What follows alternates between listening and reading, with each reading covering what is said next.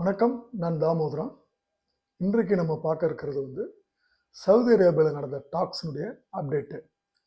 Saudi அரேபியாவில் நடந்த டாக்ஸை பற்றி யூஎஸும் அதே மாதிரி ரஷ்யாவும் இது வரைக்கும் எந்த தகவல்களையும் அவங்க அஃபிஷியலாக வெளியிடலை.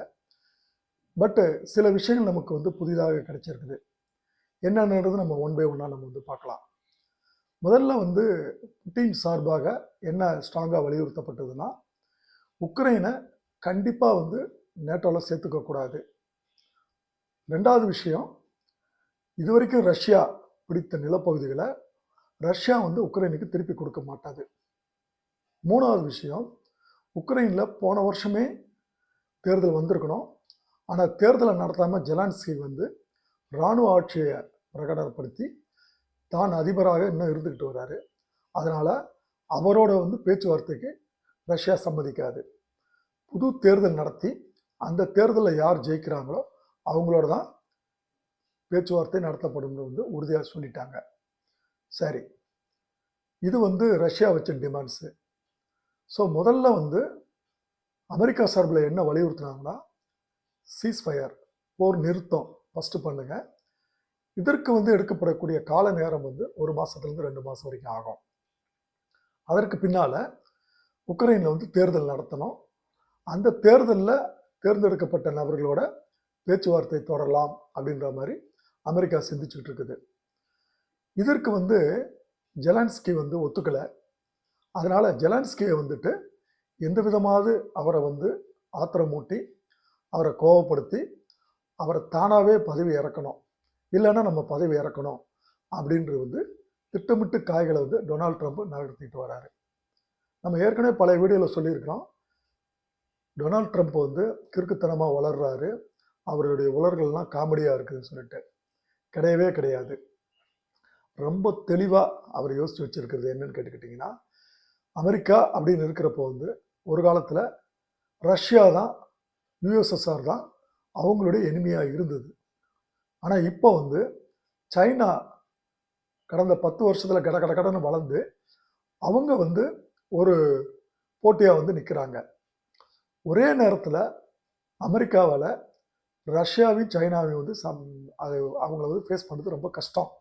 அதனால் புத்திசாலித்தனமாக இப்போ ரஷ்யாவோட சேர்ந்து சைனாவை 2 பேரும் சேர்ந்து எதிர்த்தோம்னா சைனா வீக் ஆகிடும். சைனாவை முதல்ல சாப்டரை க்ளோஸ் பண்ணிவிட்டு அதுக்கப்புறம் ரஷ்யாவை பார்த்துக்கலான்றது தான் டொனால்ட் ட்ரம்ப் போட்டிருக்கிற கணக்கு. இதற்கு ஐரோப்பிய தலைவர்கள் என்னென்ன இடைஞ்செல்லாம் பண்ணுவாங்கன்றது அவருக்கு நல்லாவே தெரியும். இதற்கு நடுவில் புட்டின் ஒரு ரகசியமான ஒரு வேலை பண்ணியிருக்கிறாரு. என்னென்னா, எல்லா ஐரோப்பிய நாடுகள்லையும் தன்னுடைய ஒரு ஸ்பெஷல் யூனிட்டை அனுப்பிச்சு ஸ்பை பார்த்து, உளவு பார்த்து, அந்த தகவலை உளவுத்துறையினுடைய தகவலை டொனால்ட் ட்ரம்ப்புக்கு சொல்லியிருக்கிறாரு. அந்த தகவலின் படி டொனால்ட் ட்ரம்ப் இந்த தேர்தலை ஜெயிக்கக்கூடாதுன்னு சொல்லிட்டு அனைத்து யூரோப் நாடுகளினுடைய தலைவர்களை அவங்க முயற்சி பண்ணாங்கன்ற தகவல் டொனால்ட் ட்ரம்ப்புக்கு தெரிஞ்சிருக்குது.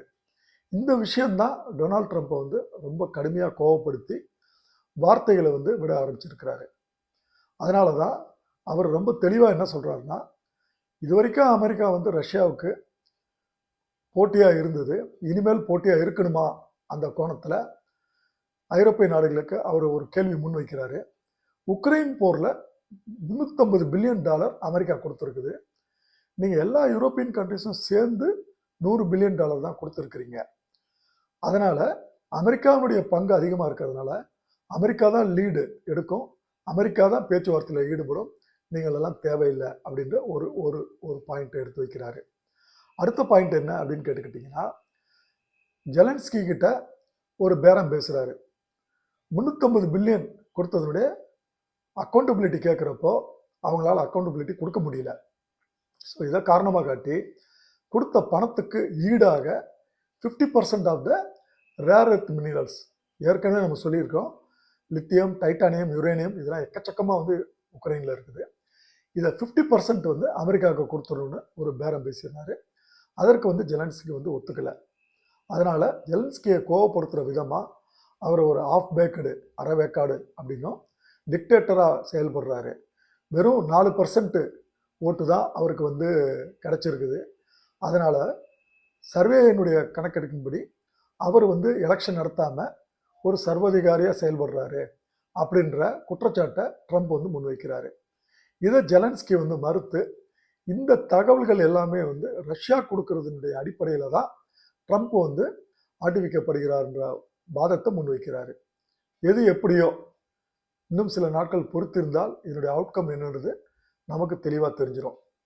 ஆனால் ஒன்று மட்டும் நிச்சயம், யூரோப் கண்ட்ரிஸும் அமெரிக்காவும் ரொம்ப கிளியராக பிரிஞ்சு போகிறது வந்து நமக்கு கண்ணுக்கு முன்னால் தெரியுது. அதே நேரம் அமெரிக்கா ரஷ்யாவை பார்த்து ரொம்ப க்ளோஸாக நெருங்கி போகிறதும் கண்ணுக்கு முன்னால் தெரிகிறது. இது இந்தியாவுக்கு ரொம்ப ரொம்ப ஒரு சிறந்த விஷயம். ஏன்னா இந்தியா ஏற்கனவே ரஷ்யாவுக்கு நண்பராக இருக்குது.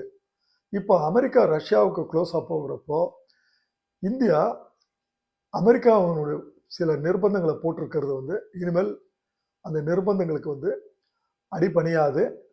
நிர்பந்தங்களும் போட்டப்பட்ட நிர்பந்தங்களும் வந்து படிப்படியாக விலக்கிக் கொள்ளப்படுன்றது இந்தியா ரொம்ப ஸ்ட்ராங்காக நம்புது. நன்றி. மீண்டும் ஒரு வீடியோவில் நாம் சந்திப்போம்.